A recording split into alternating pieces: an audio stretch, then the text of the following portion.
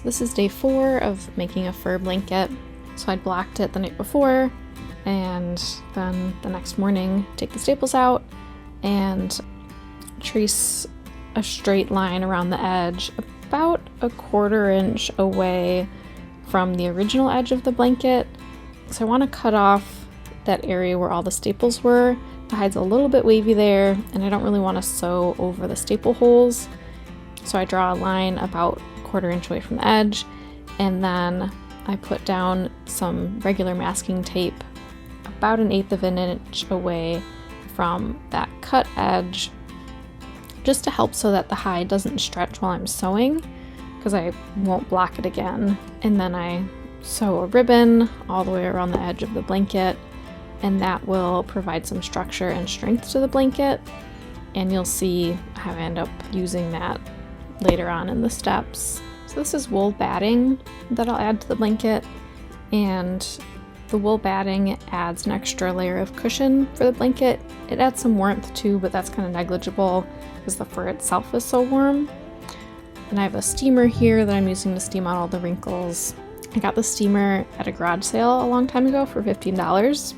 It was an excellent use of $15. It's a really nice professional garment steamer. And if you're making a blanket at home, you wouldn't have to have a steamer. Before I had the steamer, I used to spritz the batting with water and then either leave it out to dry overnight if I had the time, or I'd throw it in the dryer like on fluff, and that would get the wrinkles out. And I put a sheet down the back of the blanket first. It's just a cotton sheet, and that will provide strength and structure to the blanket so that it doesn't get pulled out of shape, and to help prevent the hides from ripping at the seams. And then the batting, I trim it a bit just to make it easier to manage. And then I do a basting stitch, hand sewn stitches spaced 3 or 4 inches apart or so along the whole blanket through all those layers to secure the layers together so that they don't shift away from each other. And that also helps provide strength for the blanket, attaching primarily the sheet, that stay cloth on the back of the hide, and then also securing the batting in the meantime. And then I trimmed off the excess and folded the ribbon over the edge to make a little sandwich with the hide and the ribbon, and then in between that is the batting and the cotton cloth.